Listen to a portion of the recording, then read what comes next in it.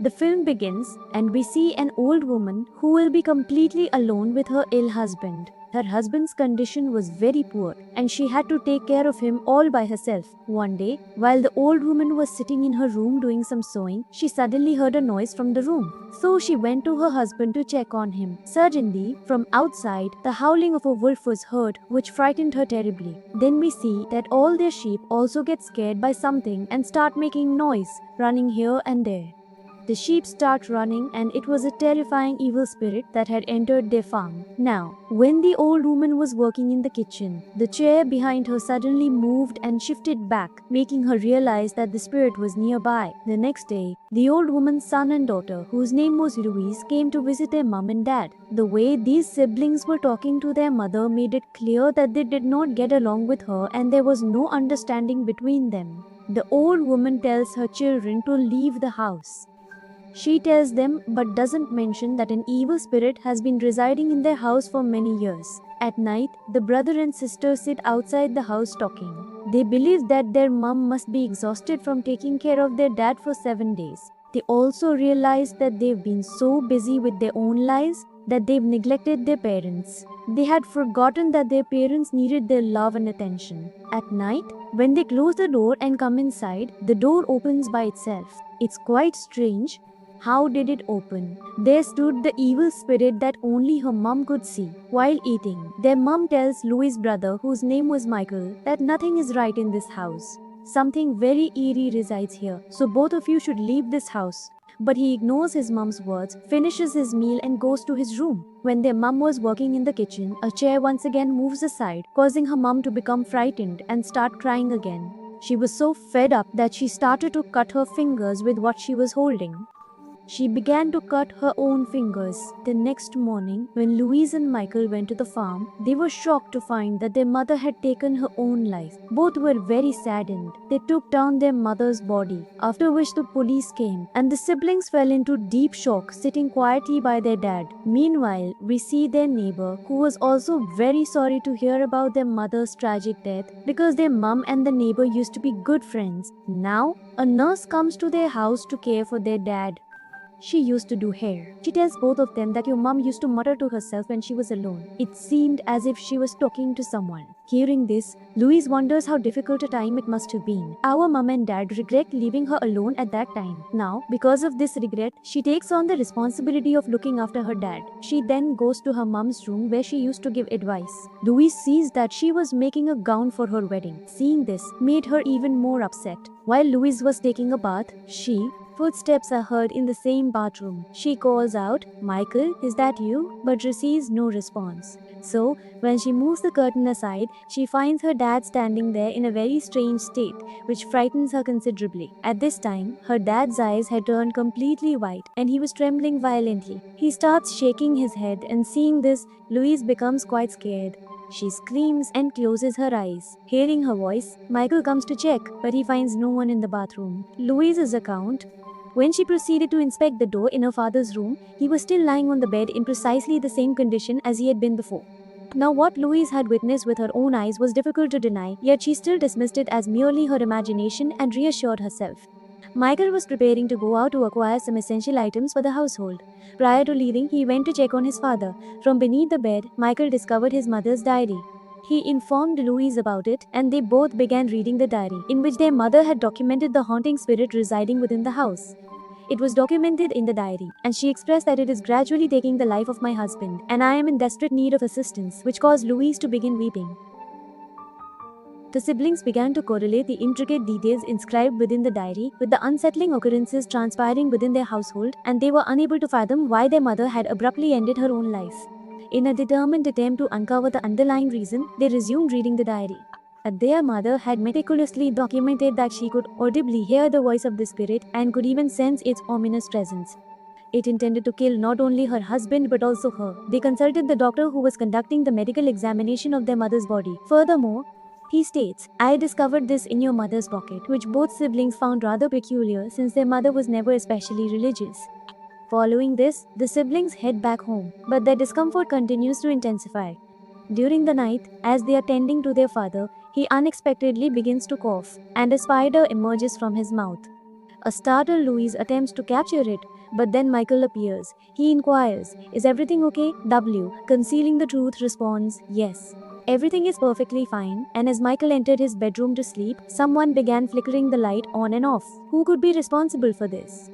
To uncover the truth, Michael peered out of the window, where he witnessed a most peculiar sight. His mother was levitating in the air, smiling at him. Abruptly, the light in Michael's room extinguished, and he began to hear his mother's voice emanating from within the room. When he glanced outside again, his mother was no longer there. He sensed his mother's presence in the room, in the same state as when she was hanging, and when Michael switched on a faint light, there was no one there. The next day, when Louise goes to the bathroom and looks at herself in the mirror, she is quite shocked because someone has marked her face with lipstick. She nervously starts to clean her face. Then, when she goes to check on her dad, she finds lipstick near him, which leaves her quite disturbed. She couldn't understand what was happening. Meanwhile, the phone at home rings. A call came through. When Louise picked up the phone, she heard a recording stating that the house's telephone lines would be cut.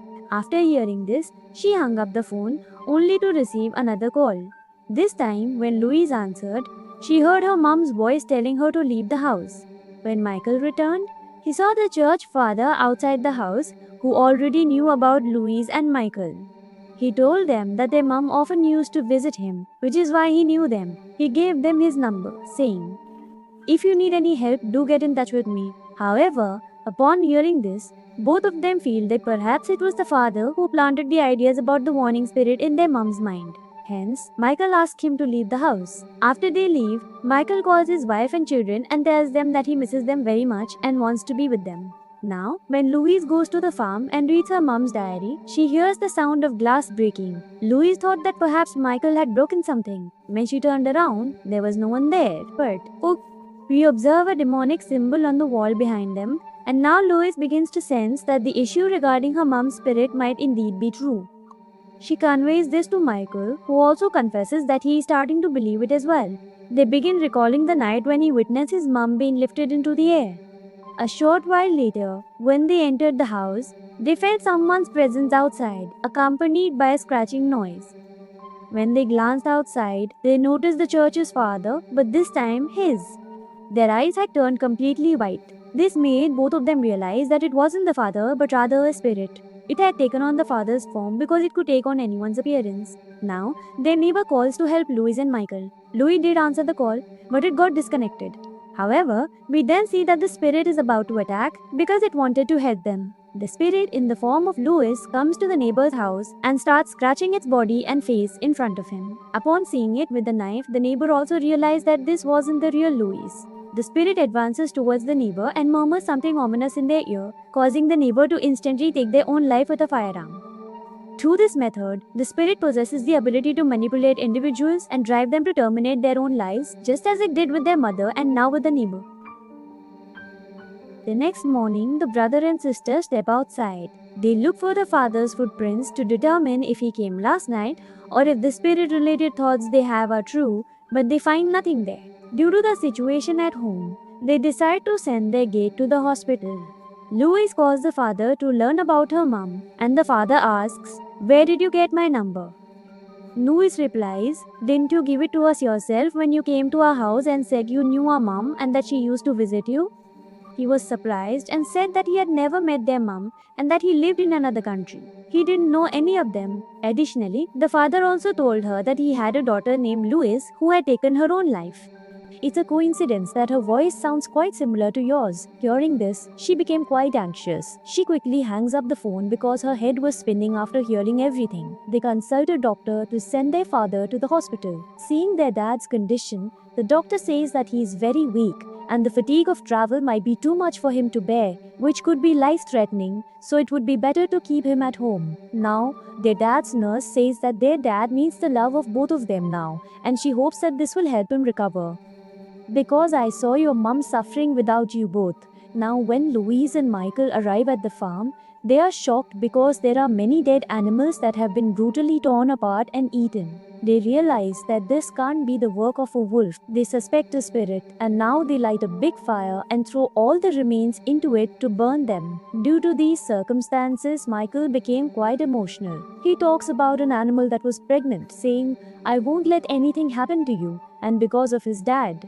He became emotional about his sister as well, which is why he decided to stay with them. He also told Louise that he was starting to get scared of these things. Till later, Michael heard a voice coming from the farm. When he went to check, a demonic spirit appeared in the form of his mother. She started whispering in Michael's ear, making him almost take his own life with a knife, just like the neighbor and his mother. But then, he managed to stop himself with his strength. That night, when Louise was listening to her dad's breathing, she had a nightmare in which she sensed the presence of a rowdy spirit. She feels something around her that suddenly frightens her, and when she checks, her dad isn't there.